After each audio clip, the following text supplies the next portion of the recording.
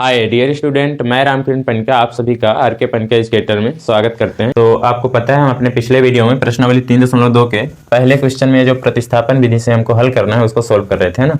तो यहाँ पे बहुत सारे क्वेश्चन है, यहाँ पे इसमें 6 पार्ट थे, तो 2 पार्ट हमने हल कर लिया था। आज हम तीसरा, चौथा, 5वां और 6वां क्वेश्चन को यहाँ पे देखेंगे। ठीक है, तो चलिए हम इस तीसरे पार्ट को देखते हैं। तो सबसे पहले हम इसे लिख लेंगे 3x माइनस y बराबर 3, ये हमारा समीकरण 1 हो जाएगा।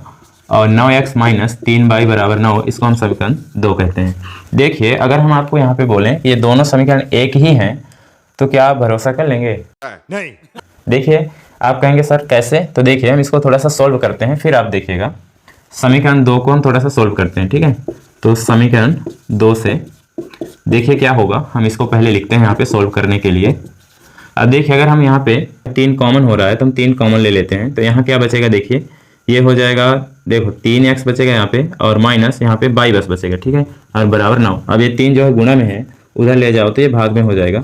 तो यहाँ 3x माइनस y और ये 9, देखो ये गुणा में है, इधर जाएगा तो भाग में हो जाएगा। ठीक है, तो यहाँ से हो जाएगा 3x माइनस y बराबर 3 से 3 बार में कट जाएगा तो ये आएगा 3। देखो, अब आप देख पा रहे होंगे कि ये जो पहला समीकरण है और हम जब इस दूसरे समीकरण को थोड़ा कुछ स्टेप सोल्व किया तो वही आ गया है ना। मतलब ये है कि ये दोनों सेम ही हैं। ठीक है, ये दोनों समीकरण क्या है? सेम है। और अगर हमारे पास 2 समीकरण हैं और जब हम उनका ग्राफ बनाएंगे, अगर वो दोनों समीकरण सेम है ना, तो जब ग्राफ बनाएंगे तो उनका ग्राफ क्या होगा? एक दूसरे के ऊपर आएंगे, है ना। मतलब वो संपाती होंगे, है ना। तो अगर वो संपाती होंगे तो इसके कितने हल होंगे? तो इसके अनंत हल होंगे, है ना। तो इसको बस इसी तरह से हमको लिख के दिखाना होगा, जैसे हम अपने पिछले वीडियो में सोल्व कर रहे थे ना, कि तीसरा समीकरण बना के फिर उसका मान रख के यहाँ x और y का मान निकालते थे। अगर एक ही समीकरण है ना, 2 बार लिख बस दिया है ना, थोड़ा सा चेंज करके, तो जब उसको सोल्व करोगे ना तो यहाँ से जो चर पद होते हैं ना पूरे कैंसिल हो जाएंगे, क्योंकि ये रेखाएं क्या है? संपाती हैं, है ना।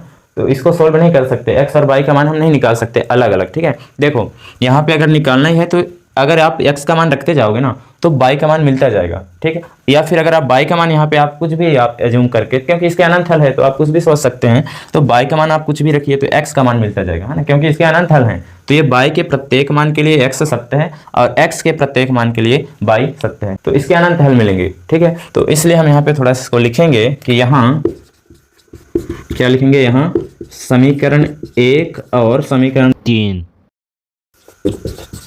समान है या बराबर है, कह सकते हो ना, ऐसे लिख दो, समान है ना। इसलिए इसके अपरिमित रूप से अनेक हल होंगे, है ना। इसके अपरिमित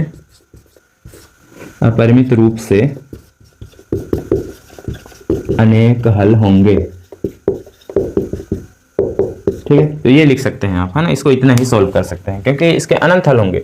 x के प्रत्येक मान के लिए y सत्य है, मतलब y का मान मिल जाएगा। तो इस सवाल को, या कहें कि अगर आपके पास संपाती रेखाएं बनने वाले समीकरण हैं तो उनको आप इसी स्टेप में हल करके इतना ही बता सकते हैं। ठीक है, अब हम देखते हैं अपने चौथे पार्ट को।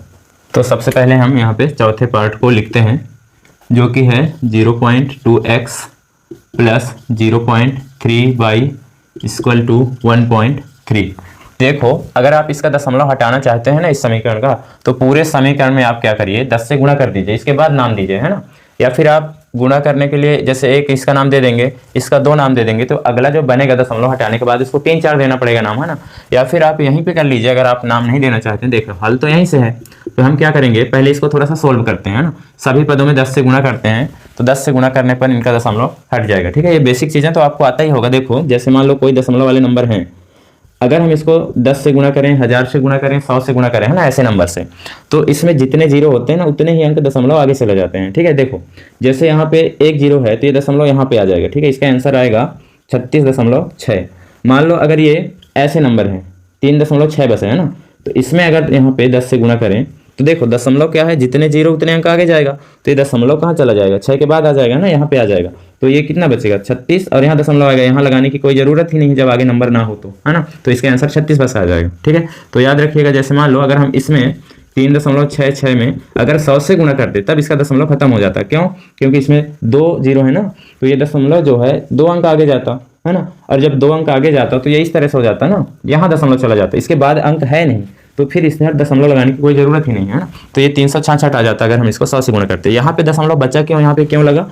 क्योंकि यहाँ पे 10 में एक ही जीरो था, तो एक जीरो है तो यहाँ पे क्या है? ये दशमलव एक ही अंक आगे जाएगा ना, तो यहाँ पे 36.6 आएगा, क्योंकि यहाँ दशमलव आ रहा है और इसके बाद एक अंक है तो इसको ऐसे ही लिखा जाएगा। लेकिन यहाँ पे 2 जीरो था और ये दशमलव 2 अंक आगे जाएगा, है ना, तो यहाँ पे पूरा खत्म हो जाएगा, मतलब उसके बाद इसको अंक नहीं मिलेगा दशमलव को, इसलिए दशमलव फिर लगाना ही नहीं है। ठीक है, तो इस तरह से आप समझ गए होंगे कि दशमलव कैसे हट जाता है। ठीक है ना, ऐसे ही हम इसको 10 से गुणा करेंगे, क्योंकि दशमलव के बाद एक अंक है ना, तो 10 से गुणा करेंगे। अगर दशमलव के बाद 2 अंक होता तो इस दशमलव खत्म करने के लिए हमको 100 से गुणा करना होता। अगर दशमलव के बाद यहाँ पे 3 अंक होता तो हम क्या करते हैं, 1000 से गुणा करते, तो दशमलव खत्म हो जाता। ठीक है ना, तो उम्मीद है ये चीज़ समझ में आया है आपको। अब इसको हम आगे सोल्व करते हैं, तो ये हो जाएगा, इसमें हम क्या करेंगे, प्रत्येक पद में 10 से गुणा करेंगे, क्योंकि हम सभी पदों का दशमलव हटाएंगे। ठीक है, तो ये हो जाएगा 10 गुणे 0.2x प्लस इसमें भी 10 से गुणा कर देते हैं, तो ये हो जाएगा 0.3 बराबर इसमें भी हम 10 से गुणा करेंगे। देखो किसी भी समीकरण में अगर आप कुछ काम एक्स्ट्रा कर रहे हैं ना, तो सारे पदों के साथ करना होगा ताकि उसके मान में कोई परिवर्तन ना हो। ठीक, अब देखो इसको गुणा करते हैं, तो जब हम 10 में इस 0.2 का गुणा करेंगे तो ये केवल बचेगा 2x, है ना, मतलब दशमलव हट जाएगा। फिर प्लस जब इसमें गुणा करेंगे तो ये हो जाएगा 3 और जब इसमें गुणा करेंगे तो ये हो जाएगा 13। ठीक है, ये हमारा समीकरण 1 हो जाएगा। अब हम इसको लिखते हैं यहाँ पे और उसका दशमलव हटाते हैं। ठीक है, सेम काम करके अब हम क्या करते हैं, इसके सारे पदों में 10 से गुणा कर देते हैं। ठीक है, तो देखो ऐसे हमने इसमें 10 से गुणा कर दिया, इसमें कर देते हैं 0.5 तो यहाँ हो जाएगा इंटू 10 इजकल टू 2.3 इंटू 10। ठीक, अब इसको थोड़ा सोल्व कर दो, तो ये हो जाएगा 4x, जब इसको गुणा करोगे तो 4x हो जाएगा। ठीक है, दशमलव हट जाएगा और ये हो जाएगा 5 और ये हो जाएगा 23। ठीक, ये हमारा समीकरण नंबर 2। तो अब यहाँ पे हमारे पास 2 समीकरण मिल गए। ठीक है, दशमलव नहीं है इनमें। तो अब जैसे हमने अपने पिछले वीडियो में सॉल्व किया था ना कि दोनों में से किसी एक समीकरण से तीसरा समीकरण बनाएंगे, है ना, तो वही काम करते हैं आगे। तो देखिए हम समीकरण 1 से तीसरा समीकरण बनाते हैं, तो यहाँ लिखेंगे समीकरण 1 से हम क्या करते हैं, तीसरा समीकरण बना लेते हैं। तो इसको पहले हम लिखते हैं यहाँ पे 2x प्लस 3y बराबर 13। अभी हमने इस समीकरण को केवल यहाँ पे लिखा है। अब यहाँ पे हमको x का या y का मान निकाल लेना है। ठीक है, तो देखो हम इस वाले पद को उधर ले जाते हैं, क्योंकि हम यहाँ पे x का मान निकालना चाहते हैं। तो इधर 2x बराबर ये प्लस का 3y उधर जाएगा तो माइनस का हो जाएगा। अब यहाँ देखो इसके साथ 2 जो है एक्स्ट्रा है, हमको केवल इधर x चाहिए। ठीक है, तो हम यहाँ पे x निकाल लेंगे और ये जो 2 है गुणा में उधर जाएगा तो भाग में हो जाएगा। ठीक है, बटे 2। अब इसका नाम आप समीकरण 3 दे दीजिए। ठीक है ना, अब क्या करेंगे, ये जो हमारे पास x का मान आया ना, किससे हमने बनाया, 1 से, तो अब हम इस x के मान को 2 में रखेंगे, क्योंकि हमने 1 से बनाया है ना, तो जहां से बनाएंगे वहां नहीं रखना है। ठीक है, हमने 1 से बनाया तो 2 में रखना है। ठीक है, तो यहाँ पे लिखेंगे कि समीकरण 3 से x के मान को समीकरण 2 में रखने पर, 2 में रखने पर, तो चलिए 2 में रख देते हैं। तो हमारे पास दूसरा समीकरण कहाँ पे है, तो आप देख रहे होंगे ये है हमारा दूसरा समीकरण। ठीक है, तो देखो इसमें रख देते हैं, ये 4 है तो 4, x के जगह पे हमको क्या रखना है, ये पूरा, है ना, जो x का मान है। तो हमने बोला था कल कि जब भी मान रखो तो कोष्टक करके ही रखो, तो इसको हम कोष्टक करके ही रखेंगे। ठीक है, बटे 2 और ये। ठीक है, इसके बाद क्या करना है आपको, ये जो है पूरा समीकरण 2 उसको लिखना है। ठीक है, प्लस 5y बराबर 23। इसको आगे सोल्व करो, तो यहाँ से इसको कट कर सकते हो, 2 एकम 2, 2 दूनी 4, है ना, फिर इस 2 का अंदर गुणा कर दो, तो 13 दूनी 26 हो जाएगा और ये हो जाएगा 2 तिहाई 6y। ठीक, और प्लस 5y बराबर 23। ठीक, अब क्या करिए, यहाँ पे हमको यहाँ पे y का मान निकालना है। ठीक है, तो हम इधर केवल y बस बचाएंगे, धीरे धीरे करके सारे नंबर जो एक्स्ट्रा हैं y के अलावा उनको पक्षांतर कर देंगे। ठीक है, तो देखो कैसे, हम इस 26 को उधर ले जाएंगे, लेकिन यहाँ पे देखिए इन दोनों में क्या होगा, ये माइनस में है 6y और ये प्लस में है 5y, तो ये दोनों घट जाएंगे, है ना, तो घटेंगे तो कितना आएगा, माइनस का y, क्योंकि बड़ी संख्या जो है माइनस में है ना, इसलिए यहाँ पे माइनस आएगा। ठीक है, बराबर ये 23 पहले से है यहाँ पे, ये वाला नंबर जो है यहाँ प्लस में इधर जाएगा तो माइनस में हो जाएगा। ठीक, फिर इसके बाद ये हो जाएगा माइनस का y बराबर ये कितना आएगा, तो माइनस का 3 आ जाएगा घटने से। ठीक है, और माइनस माइनस कैंसिल कर सकते हो, तो यहाँ से y बराबर कितना आ जाएगा, 3। ठीक है, अब आप क्या करिए, y के मान को समीकरण 3 में रख दीजिए, तो x का भी मान मिल जाएगा। ठीक है, तो यहाँ पे हम लिखेंगे y के मान को समीकरण 3 में रखने पर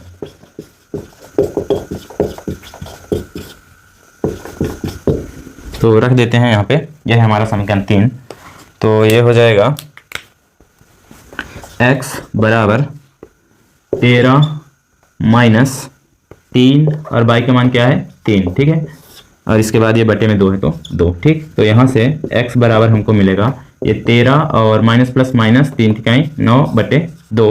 तो देखिए यहाँ से हो जाएगा x बराबर 13 में हम जब 9 घटाएंगे तो कितना आएगा, आप कहेंगे 4, और ये बटे 2 है तो 2, तो 2 दूनी 4। ठीक है, तो यहाँ से x बराबर कितना आया 2। ठीक है, तो ये हमारा इसका हल है, y बराबर 3 और x बराबर 2, है ना। अगर आप अतः लिखना चाहते हैं तो लिख लीजिएगा कि दिए गए समीकरण युग्म का जो हल है वो है x बराबर 2 और y बराबर 3 है। ठीक है, अब हम देखते हैं अपने नेक्स्ट पार्ट को, 5वें नंबर को। ठीक है ना, जो कि है √2x plus √3y, √2x plus √3y बराबर 0 है। ये हमारा समीकरण 1 हुआ। और है √3x माइनस √8y बराबर 0, ये हमारा समीकरण 2 हुआ। ठीक है, तो देखो यहाँ पे रूट को देखकर घबराना नहीं है, बहुत सरल सवाल है। ये कहें कि यहाँ पे 6 पार्ट में से जो 5वां पार्ट है सबसे सरल है। ठीक है, भले ही यहाँ पे रूट लगे, आप देखिएगा यहाँ पे जब सॉल्व करेंगे ना तो ये सबसे इजी लगेगा। ठीक है ना, तो देखिए हम पहले वही काम करते हैं, किसी समीकरण से हम यहाँ पे क्या करेंगे, तीसरा समीकरण बनाएंगे। तो हम क्या करते हैं, देखो ये 5वें का हल है, तो हम लिखेंगे समीकरण 1 से ही करते हैं। समीकरण आप 2 से भी कर सकते हो। ठीक है, समीकरण 1 से। ठीक है, तो समीकरण 1 को पहले हम यहाँ पे लिखते हैं, तो √2x प्लस √3y बराबर 0। अब यहाँ से हम क्या करेंगे, x या y का मान निकाल लेंगे। ठीक है, और उसका नाम तीसरा समीकरण दे देंगे। ठीक है, तो यहाँ पे x का ही निकालते हैं हम।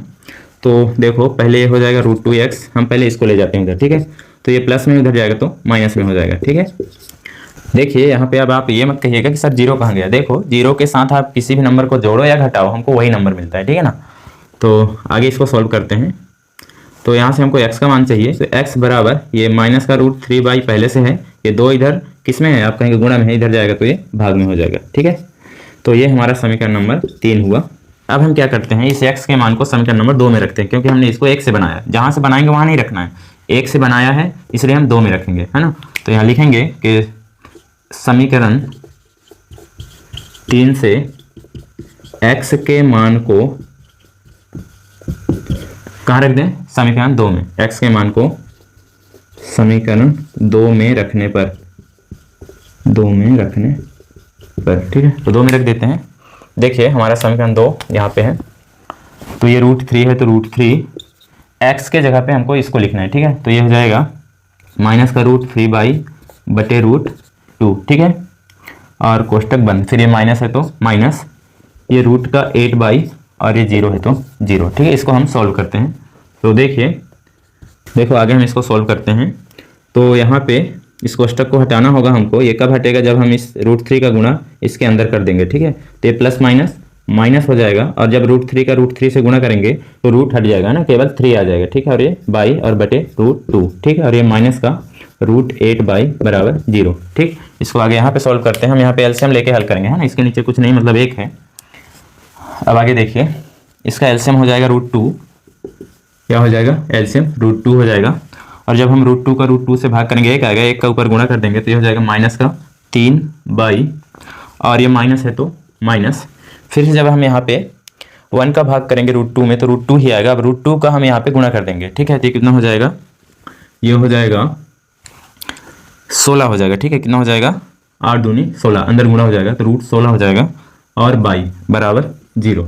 ठीक है, आगे देखिएगा यहाँ पे, इसको हम आगे सोल्व करेंगे तो ये हो जाएगा माइनस का 3y, और माइनस आप जानते हैं जो 16 है, 16 का वर्गमूल क्या होगा, 4, तो यहाँ से 4y, या इसको हम लिख सकते हैं 4 गुणे 4, तो जब जोड़ी बन जाएगा, है ना, तो उसमें से एक 4 बाहर आ जाएगा, है ना, ऐसे भी समझ सकते हैं, और बटे √2। ठीक, बराबर 0। आगे देखिए, यहाँ पे आप देख रहे होंगे कि यहाँ पे माइनस में 3y है, यहाँ पे माइनस में 4y है, मतलब दोनों का चिन्ह सेम है, तो इसको हम जोड़ेंगे। ठीक है, जब चिन्ह सेम होता है तो जुड़ जाते हैं नंबर, तो 4 और 3 माइनस का 7y। ठीक है, माइनस चिन्ह से जुड़ा है इसलिए माइनस रहेगा, और बटे √2 बराबर 0। ठीक है, यहाँ से आगे देखिए, हम इसको ऐसे लिख सकते हैं, -7 बटे √2 इंटू बाई लिख सकते हैं बराबर 0। ठीक है, ये आपको समझाने के लिए बस ऐसे लिख दिया है, बाकी आपको इतना तो समझ होना चाहिए। ठीक है, आगे देखिए, अब हम क्या करेंगे, ये जो नंबर है यहाँ पे, ये बाई के साथ गुणा में है, उधर जाके भाग में हो जाएगा। ठीक है, तो ये हो जाएगा बाई बराबर 0 बटे ये जो नंबर है ना, इधर जाके किस में हो जाएगा, आप कहेंगे भाग में हो जाएगा। ठीक है, क्योंकि यहाँ पे बाई के साथ ही गुणा में है, तो -7 बटे √2 हो जाएगा। ठीक, अब आगे देखिए, अगर आप शून्य की भूमिका पढ़े होंगे तो आपको याद होगा कि जब हम शून्य को किसी भी नंबर से भाग करते हैं तो हमको शून्य ही प्राप्त होता है ना।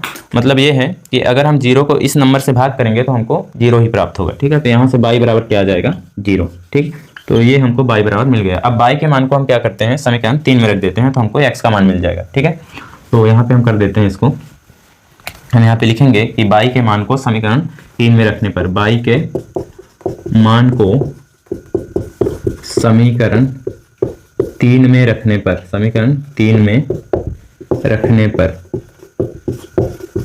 तो रख देते हैं। यहाँ पे है हमारा समीकरण 3, आप देख रहे होंगे, जो कि है x बराबर -√3, और देखो y गुणा में है, तो यही y का मान हम यहाँ पे गुणा करके रख देंगे। ठीक है, और बटे √2 है तो √2। ठीक, आगे देखिए यहाँ से हो जाएगा x बराबर, आप ये भी पढ़े हैं शून्य की भूमिका में कि अगर हम शून्य को किसी भी नंबर से गुणा करते हैं तब भी शून्य मिलता है ना। यहाँ पे हमने क्या बोला था, शून्य को अगर हम किसी नंबर से भाग करते हैं तब भी हमको शून्य मिलता है। यहाँ पे क्या बोल रहे हैं, शून्य को अगर किसी नंबर से गुणा करते हैं तब भी हमको शून्य मिलता है। ठीक है, तो ये याद रखिएगा, जब यहाँ पे हम इसका गुणा करेंगे तो हमको शून्य ही प्राप्त होगा, और बटे में क्या है √2, है ना। और अभी जो यहाँ पे कंसेप्ट आपने पढ़ा वही कंसेप्ट यहाँ पे लागू होगा, क्योंकि हम 0 को √2 से भाग कर रहे हैं, और अगर हम 0 को किसी भी नंबर से भाग करेंगे तो हमको 0 ही प्राप्त होगा। ठीक है, तो यहाँ पे x बराबर भी क्या आया, 0, तो y बराबर 0 और x बराबर 0 दिए गए प्रश्न का हल है। ठीक है, तो इस तरह से आप इसका सॉल्यूशन दे सकते हैं। ठीक है ना, अब हम देखते हैं 6th पार्ट को। तो सबसे पहले हम इस 6वें पार्ट को यहाँ पे लिखते हैं। ठीक है, क्या लिखा है, 3x/2 -5y/3 -5y/3 बराबर -2। देखो यहाँ पे आप देख रहे होंगे कि ये बटे वाली संख्या है ना, और कल हमने एक सवाल ऐसे किया था ना, हमारे पास एक समीकरण ऐसे था जिसको हम क्या किए थे, इनका भिन्न कैसे हटाए थे, मतलब हर वाला नंबर कैसे हटाए थे, इन्हीं का एलसीएम लेके सारे पदों में गुणा कर दिए थे ना, तो यहाँ से जो हर में नंबर है वो हट जाता था। ठीक है, तो ऐसे ही हम कर लेते हैं, फिर इसके बाद हम इसका समीकरण 1 नाम देंगे। ठीक है ना, तो क्या करना है, 2 और 3 का एलसीएम निकालना है, तो क्या आएगा, 2 और 3 का एलसीएम 6 आएगा। अब इसी 6 का इसमें और इसमें हम गुणा कर देंगे। ठीक है, तो देखिए हम इसमें कर देते हैं 6 × 3x/2 हो जाएगा ये, और माइनस इसमें भी कर देते हैं 6 × 5y/3। ठीक है, बराबर ये हो जाएगा -2 × 6। तो ये हमने इसके सारे पदों में 6 से गुणा कर दिए, मतलब 2 और 3 के एलसीएम से गुणा कर दिए। ठीक, इसको आगे सोल्व करिए, हो जाएगा 2 तिहाई 6, और ये हो जाएगा 3 दूनी 6, है ना। तो अब इसको सोल्व करिए, तो 3 तिहाई 9x यहाँ पे हो जाएगा, और माइनस ये हो जाएगा 2 पंचे 10y, और ये हो जाएगा माइनस प्लस माइनस, और 6 दूनी 12। अब इसका नाम दीजिए। ठीक है, क्योंकि हर इसमें हट गया ना, तो ये हमारा समीकरण 1 हो गया। ठीक, ऐसे ही हम उसको लिख के कर लेते हैं। ठीक है, जो कि है, क्या लिखा है, x/3 plus y/2 plus y/2 और बराबर 13/6 इसमें भी हम क्या करते हैं, इनके एलसीएम से गुणा कर देते हैं। ठीक है ना, तो 3 और 2, देखो यहाँ भी बटे में नंबर है, तो 3 2 6 का एलसीएम यहाँ पे 6 ही आएगा। ठीक है ना, तो इसमें भी 6 से हम गुणा कर देते हैं। ठीक है, तो ये जाएगा 6 × x/3 प्लस यहाँ हो जाएगा 6 × y/2 बराबर यहाँ हो जाएगा 6 × 13/6। ठीक, तो इसको सोल्व करिए, तो ये हो जाएगा 3 दूनी 6, और इसको जब कट करेंगे तो 2 तिहाई 6, और यहाँ से 6 से 6 कट जाएगा, क्या बचा उसको लिखिए, ये हो जाएगा 2x, और प्लस ये हो जाएगा 3y, और यहाँ से हो जाएगा 13। ये हमारा समीकरण नंबर 2 हो गया। ठीक है, तो याद रखिएगा, जब आपके पास भिन्न में ऐसी संख्या हो तो आप जो हर में नंबर रहते हैं उनका एलसीएम लेके सारे पदों में गुणा कर दिया करो। ठीक है, तो यहाँ से नॉर्मल जैसे सवाल रहते हैं उसमें बदल जाएगा। ठीक है, अब हम वही काम करेंगे जैसे हम करते हैं। ठीक है, किसी भी समीकरण 1 या 2 से हम तीसरा समीकरण बनाएंगे। ठीक है, तो यहाँ पे हम क्या करते हैं, समीकरण 2 से इस बार बनाते हैं ना तीसरा समीकरण, तो यहाँ पे हम लिखेंगे समीकरण 2 से। तो सबसे पहले हम समीकरण 2 को यहाँ पे लिखते हैं, तो ये है 2x प्लस 3y बराबर 13। ठीक, अब देखो यहाँ पे भी हम x का मान निकालेंगे, आप y का भी मान निकाल सकते हो। ठीक है ना, हम हर बार x का निकालते हैं, चलो इस बार y का निकालते हैं। ठीक है, तो हम y वाला पद इधर ही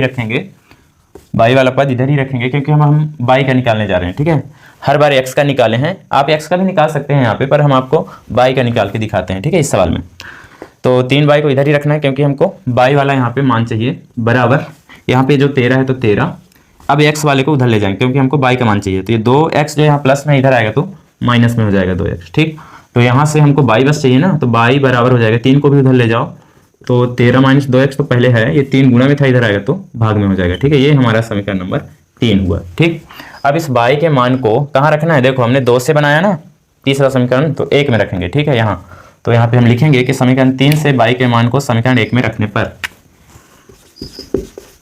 समीकरण 3 से y के मान को समीकरण 1 में रखने पर, तो रख देते हैं समीकरण 1 में, जहां पे y होगा वहां पे हम इस पूरे मान को रखेंगे। ठीक है, तो देखिए ये हो जाएगा 9x माइनस 10। अब y की जगह क्या रखना है, इस मान को, ठीक है। तो कोष्टक करके ही रखिएगा 2x बटे 3, ठीक, और बराबर माइनस का 12, बराबर माइनस 12। इसको सॉल्व करिए आगे, तो हो जाएगा 9x। अब इस माइनस 10 का अंदर गुणा कर देते हैं ताकि ये कोष्टक हट जाए। तो माइनस प्लस माइनस, और 10 का जब 13 में गुणा करेंगे तो 130 आएगा, और माइनस माइनस प्लस, ये हो जाएगा 10 दूना 20x, ठीक है, पूरे के बटे 3, और बराबर माइनस 12 ये चल रहा है। अब यहाँ पे एलसीएम ले लीजिए और इसको सोल्व कर दीजिए, ठीक है। तो 1 और 3 का देखो इसके नीचे कुछ नहीं है, 1 लिख सकते हो आप, है ना, उससे फर्क नहीं पड़ेगा। तो 3 और 1 का एलसीएम कितना आ जाएगा, 3। अब इसमें जब भाग करोगे 3 आएगा, ठीक है। अब 3 के ऊपर गुणा करोगे तो 9 त्रिक 27x हो जाएगा, और माइनस 3 से 3 कट के 1 हो जाएगा। 1 का इस पूरे में गुणा करोगे तो इतना ही आ जाएगा, ठीक है, प्लस 20x, ठीक, और बराबर माइनस का 12। अब आगे देखिए, यहाँ पे हमको x का मान निकालना है ना, यहाँ x बस बचाना है इस साइड में, बाकी सबको उधर ले जाएंगे। देखो तो अगले स्टेप में हम इस 3 को उधर ले जाएंगे, यहाँ भाग में उधर जाके 12 के साथ गुणा हो जाएगा, है ना, माइनस 12 के साथ, और ये नंबर यहाँ पे जुड़ जाएगा, ठीक है। देखो कैसे, तो आगे हो जाएगा ये प्लस में और ये भी प्लस में, तो जुड़ जाएगा। तो 27 और 20 जोड़ोगे तो 47x आ जाएगा, है ना, प्लस का 47x, और ये माइनस का 130। अब देखो ये माइनस 12 और ये जो 3 है इधर भाग में इधर जाके गुणा हो जाएगा, ठीक। आगे देखो यहाँ से हो जाएगा 47x बराबर, इस माइनस 130 को भी उधर ले जाएंगे क्योंकि यहाँ पे हमको केवल x बस बचाना है, ठीक है। तो पहले तो ये माइनस प्लस माइनस 12 3 36 हो जाएगा, और ये माइनस में इधर जाके ये प्लस में हो जाएगा, ठीक। आगे देखो इस 47 को भी ले जाएंगे क्योंकि हमको यहाँ पे केवल x बस बचाना है, ठीक है। तो यहाँ से हो जाएगा x बराबर, पहले इसको घटा दीजिए तो कितना आ जाएगा, 94 आ जाएगा, ठीक, और बटे ये हो जाएगा 47, ठीक। ये यहाँ पे गुणा में था ना, उधर गया तो भाग में हो गया। अब आगे इसको सोल्व करिए तो ये हो जाएगा 47 एकम 47, और 47 दूनी 94, ठीक है। अब नीचे एक लिखा नहीं जाता, तो अर्थात यहाँ पे x बराबर क्या आया, 2, है ना, x बराबर कितना आया, 2, ठीक। अब हम क्या करेंगे, इस x के मान को समीकरण 3 में रख देंगे तो हमको y का मान मिल जाएगा, है ना। तो यहाँ पे रख देते हैं, हम लिखेंगे कि x के मान को समीकरण 3 में रखने पर, x के मान को समीकरण 3 में रखने पर, तो ये हमारे पास समीकरण 3 है, इसमें रख देते हैं। तो ये हो जाएगा y बराबर 13 माइनस 2 है तो 2। अब देखो ये 2 और x गुणा में है, x का मान क्या रखना है, 2, तो यहाँ हो जाएगा 2, ठीक, बटे 3। याद रखिए, आप आदत बना लीजिए कि जब भी हम मान रखेंगे तो कोष्टक करके ही रखेंगे, ठीक है। यहाँ पे चिन्हों का क्या है ना, गलती बहुत होता है जब आप कोष्टक नहीं रखते हैं। यहाँ पे तो आप नहीं भी रखते ना, तब भी यहाँ पे गलत नहीं होता, ठीक है। पर आदत बनाइए कि हम जब भी मान रखेंगे तो कोष्टक करके ही रखेंगे, जब तक कि आपको बहुत सारा प्रैक्टिस ना हो जाए, ठीक है। फिर आपको समझ में आने लगेगा कि कहाँ पे हम कोष्टक करके रखेंगे, कहाँ पे नहीं रखेंगे, ठीक है ना। आगे हो जाएगा माइनस प्लस माइनस 2 दूनी 4 और बटे 3। इसको आगे सॉल्व करो तो 13 में 4 घटाएंगे 9 आएगा, और बटे 3, ठीक है। इसको कट कर दो तो 3 से ये 3 बार में कट जाएगा, तो y बराबर 3 आ जाएगा, ठीक है। तो ये हमारे इस समीकरण के हल हैं, ठीक है। तो x बराबर 2 और y बराबर 3, ठीक। तो आप इसका स्क्रीनशॉट ले लीजिए। तो उम्मीद है आपको ये सारी चीज़ें यहाँ पे समझ में आ गई होगी। अब आपको प्रतिस्थापन विधि से सवालों को करने में कोई प्रॉब्लम नहीं होगा, है ना। तो आपको ये वीडियो कैसा लगा, आप वीडियो के कमेंट सेक्शन में ज़रूर बताएं, और अगर आपको ये वीडियो अच्छा लगा है तो आप अपने दोस्तों के साथ भी शेयर करिए, ठीक है ना। वीडियो देखने के लिए थैंक्स।